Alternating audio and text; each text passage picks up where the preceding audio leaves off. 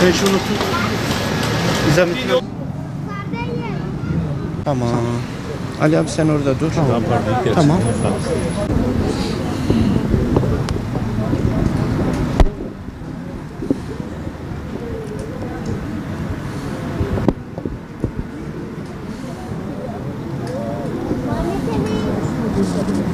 Konuşunu yapalım. İstersen. Bu arkadaş bu taraftan uzatsın. Fark et çünkü gerek yok. Arkaya alalım abi. Tamam abi. Sağ solu verebilirsiniz. Sıkıntı yok. Geç abi. Bugün burada toplanmamızın sebebi 2003 yılından beri akıbetinden kemal derecede haber alamadığımız Pakistanlı doktor Sayın Afiyet Sıddıki bacımızı akıbetinin kemal derecesinde anlamak ve ardından ailesinin isteklerini kardeşlerimize, dünya basınına duyurmaktır. Şu an Amerika'nın olduğu her yerde zulüm var, kaos var, çatışma var, güvensizlik var. Ki normal şartlarda bir ülkenin konsolosluğu bu kadar şatafatlı, bu kadar korunaklı bir yer olmaz. Dışarıdan bakıldığı zaman burası adeta yüzlerce, binlerce askeri barındıran büyük bir kale gibi durmaktadır. Şu anda Türkiye'de oynanan birçok oyunun, fitnenin, kaosun programı burada çizildi, burada yapıldı. Belki Afiyet gibi nice Müslüman mahkumlar, tutsaklar, esirler buraya getirildi. Buradan dünyanın farklı ülkelerine sevk edildi, gönderildi. Dolayısıyla Amerika'nın olduğu yerde huzur olmaz. Eğer huzur istiyorsak, güven istiyorsak, emniyet istiyorsak, kardeşlik istiyorsak o topraklarda, o ülkede Amerika'nın üslerinin, Amerikan istihbarat merkezlerinin olmaması lazım. Kainatın efendisi, son peygamber Hazreti Muhammed sallallahu aleyhi ve sellem bir kötülük gördüğünüz zaman elinizle, gücünüz yetmezse dilinizle, ona da gücünüz yetmezse kalben buğz ediniz diye buyurmuştur. Bizler Hüdapar olarak bu hadiseyi düstur edinerek Pakistan'dan kaçırılan, akabinde Amerika'da derdest edilen Afiyet Sıddıki'nin zulmüne dur demek için toplanmış bulunmaktayız. Öncelikle şu kesimlere seslenmek istiyorum. Ey insan hakları savunucuları, ey kadın hakları savunucuları, ey çocuk hakları savunucuları, ey sözde özgürlük savunucuları, sizlere sesleniyorum. Sahi sizler Doktor Afiyet Sıddıki'ye yapılan bu zulümlerin nerede, kaç kez dile getirdiniz? Doktor Afiyet Sıddıki'ye yapılan işkencelerden haberiniz yok mu? Neden duymadınız? Bizler buna kesinlikle inanmıyoruz. Yoksa emperyalist ABD'nin zulmünü dile getirmenizin önünde engeller mi var? Bizler şunu çok iyi biliyoruz ki sizler Müslümanlar için hiçbir zaman adil olmadınız. Ve yine sizler dünyanın jandarmalığına soyunmuş olan emperyalist Amerika'nın bu insanlık dışı zulmünü hiçbir şekilde dile getirmeyen, binler ile ifade edeceğimiz sivil toplum kuruluşları ve dernekler, sizler neredesiniz? Sizler neden susuyorsunuz? ABD zindanlarında bulunan Doktor Afiyet Sıddıki bir bilim kadınıydı. Onun insanlık için ve insanlığın faydasına olacak buluşları başta emperyalist Amerika'yı ve Amerika'nın avanesini rahatsız ettiğinden dolayı bu zulme uğradığından şüphemiz yoktur. Doktor Afiyet Sıddıki bir anneydi. 3 çocuğu vardı. İnsanlığa ve İslam'a hizmet gayesindeydi. Doktor Afiyet Sıddıki'nin ablası Feyziye Hanım kardeşinin kesinlikle suçlu olmadığını dile getirirken, annesinin onun hasretiyle yandığını, diğer mahkumlara sağlanan olanakların hiçbirisi Doktor Afiyet Sıddıki'ye sağlanmadığını, görüntülü konuşmak, şurada dursun, telefon dahi etmesine izin verilmediğini dile getirdi. Bizler buradan emperyalist Amerika'ya sesleniyoruz. Ey zalim Amerika! Kirli pençelerini artık Müslümanların üzerinden çek. Mazlum Afiyet Sıddıki'yi ve çocuklarını birleştirerek ailesine ve ülkesine iade et. Yıllardır gasp ettiğiniz haklarını ver diyoruz. Ey zalim Amerika! Şunu bil ki bizler Doktor Afiyet Sıddıki'nin sesi olmaya devam edeceğiz. Kıymetli kardeşler, bugün burada Amerikan Büyük Konsolosluğu önünde Amerikan terörünü tüm dünyaya haykırmak için bu kadar Müslüman toplandı. Tüm dünyaya ve özellikle İslam beldelerindeki yönetimlere Amerikan terörizmini, emperyalizmini haykırmak için Müslümanlar buraya toplandı. Onun için diyoruz ki Afiyet Sıddıki terörist değildir.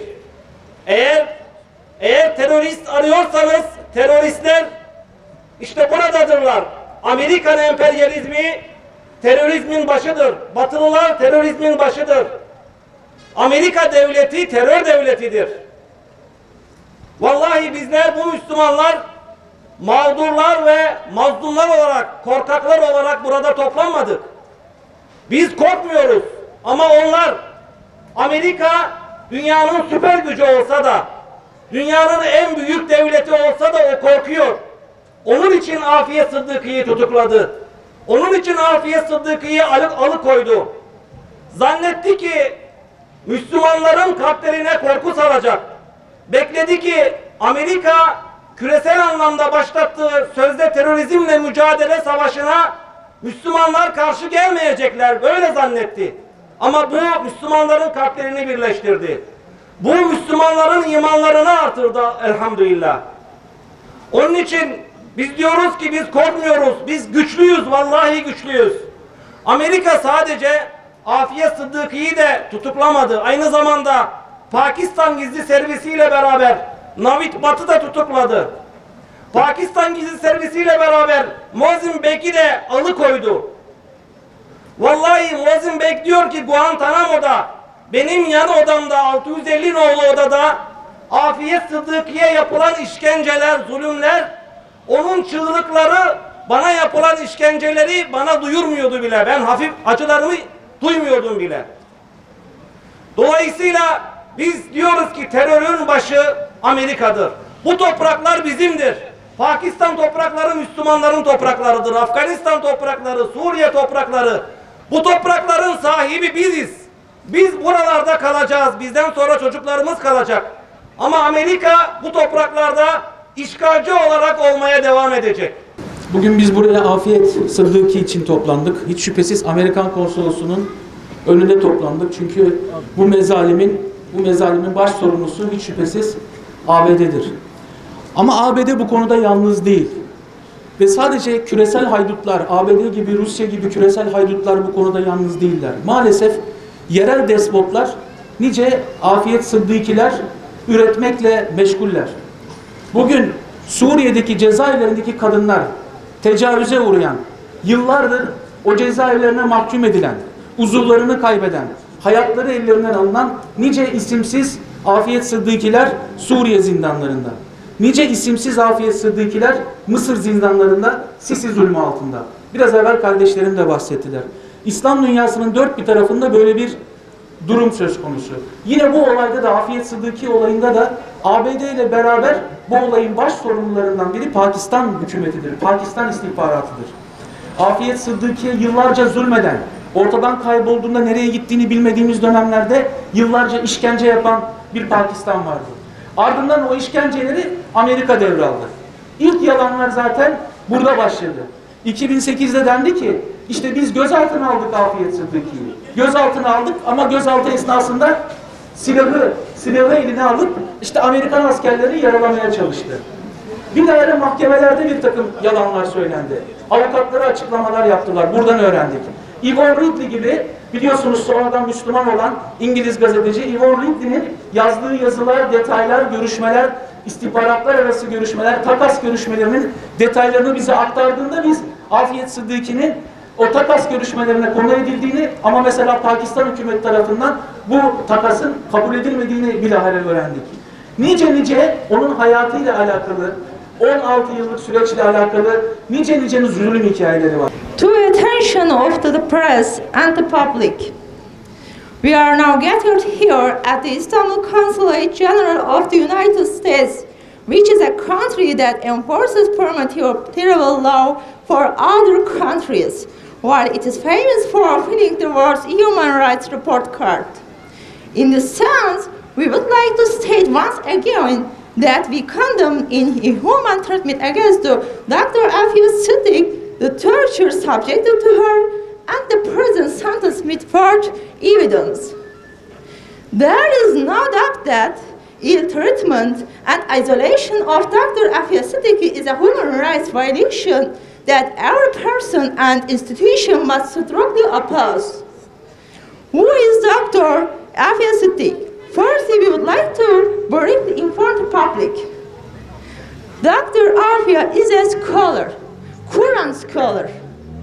She was in an effort to integrate her life with the Quran. Her greatest dream was to combine the teachings of the Holy Quran with modern and human science. She set out in hope of realizing an educational revolution in Pakistan and all Islamic countries for the ideals she believed in. The first step was to go to Islamabad and realize this dream. In 2003, she was abducted at the Karachi airport by Pakistani authorities and their collaborator US intelligence together with her 3 children. Her family didn't receive any news about her for 5 years. Later, they learned that she was detained in a prison at Bagram Base, which is known for death and massacres in Afghanistan. The situation of her children is still unknown. Dr. Siddiqui injured by American soldier, and she was taken to the hospital located at Bagram Air Base by helicopter. During her stay, she was never allowed to see her family. Dr. Siddiqui said the following points at the sworn testimony in court. The first one is, she was tortured in a secret prison. The guardians were trying to produce evidence that would make her guilty. And the last one, she was constantly threatened that she and her children would be tortured if she didn't do what they were told. In 2010, Dr. Siddiqui started to be judged, and she was sentenced to 86 years in prison on charges of attempting to kill US soldiers and FBI agents. The claim of the attempted murder is following. While she was detained at the Qazi police station in Afghanistan, Dr. Siddiqui fired by the gun standing on the ground. However, there was no incident of death or injury from the firing of the weapon. Furthermore, no fingerprints were found on the weapon in the examination reports from the forensic laboratory, and no evidence that the gun was fired. Despite of this statement, she was sentenced to 86 years. Dr. Siddiqui has been held in federal prison at the Fort Worth Naval Base in Texas for 17 years. When Pakistan Consul General met with Afia last year, the official report mentions of torture and humiliation of the Quran being desiccated. She said that the guards constantly applied violence, psychological, physiological, and sexual harassment. And to accept false charges against Dr. Afia Siddiqui, to kidnap her with children and torturing them, not to inform her family about her situation, and most importantly, keeping a woman in a man's presence, all that means are to commit all crimes that fall into the category of human rights violations. As Hüdapar, Hüdapar provincial presidency, we need to raise our voice once again. The chains of belief hit not only the individual, but also all humanity. He was pestered by global bandits, and the only reason was to become a Muslim. We invite Ahl conscience to stand against lawlessness and announce it to the world for Dr. Afia Siddiqui. We are sure that there are countless people who have been illegally put into prisons with CIS secret operations. Dr. Siddiqui is just one of them. Muslims should raise their voices against these practices and violate human rights and develop humanitarian attitudes against these atrocities. Today, we would like to thank all of our political parties supported us, non-governmental organizations, sensitive press members, and you who gathered here to make their voice heard and say stop to the oppressors. We invite everyone with a conscience to mobilize once again and put an end to this persecution for 17 years. Immediately, Dr. Siddiqui's psychological, physical health should be assured.